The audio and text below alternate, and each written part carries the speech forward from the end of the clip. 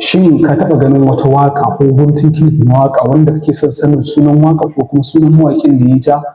To in har wannan ne matsalar ka kuma ka daɗe wannan na ci maka tuwo a ƙwarya, to biyo ni a wannan bidiyon za ka san application nan da za ka yi downloading wanda duk waƙar da ka ganta ko baka san sunan mawaƙin ba ko kuma baka san sunan waƙar ba ko kuma ɗan guntun kilif ka gani na waƙar amma kake son ka samu fullin waƙar ko sunan mawaƙin ko sunan waƙar ko kuma lokacin da aka yi ta ma'ana shekarar da aka yi ta da application ɗin Shazam apps ko ce Shazam Discover za ka iya downloading ko kuma nemo duk waƙar da ka ga guntun kilif ɗinta ko kuma baka san sunan mawaƙin da ya yi ta ba.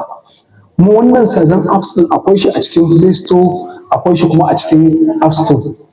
Zan nuna maka yadda za ka ɗauko kuma kalar application ɗin da aka ɗauko na Shazam apps zan saka muku link ɗin a comment section domin wanda zai kai ka Play Store direct to downloading ɗin application ɗin Shazam apps. Application ɗin Shazam kawai shiga wayanka in ka shiga Play Store na wayanka da zarar ya buɗe sai ka banga searching kana shiga banga searching idan ya buɗe maka sai kai searching na Shazam za ka gama kafin ma ka gama saka wasu matso maka da ka zo za ka ga Shazam ta yin Discover song a cikin ƙasa gashi nan sai ka shiga sai ka shiga installing na Shazam apps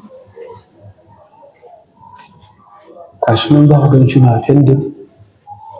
bai ba ma shi da nauyi gaba ki ɗansa yin 13.1 hour na MB ba.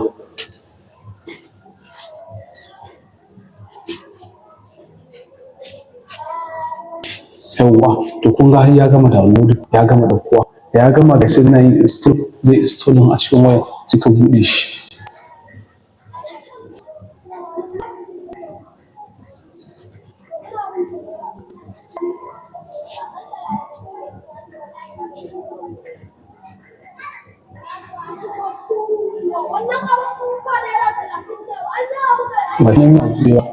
Yawwa to apps da ya yi kun gani za ka yi allowed ɗinsa a duk waƙan ko wani abu da kake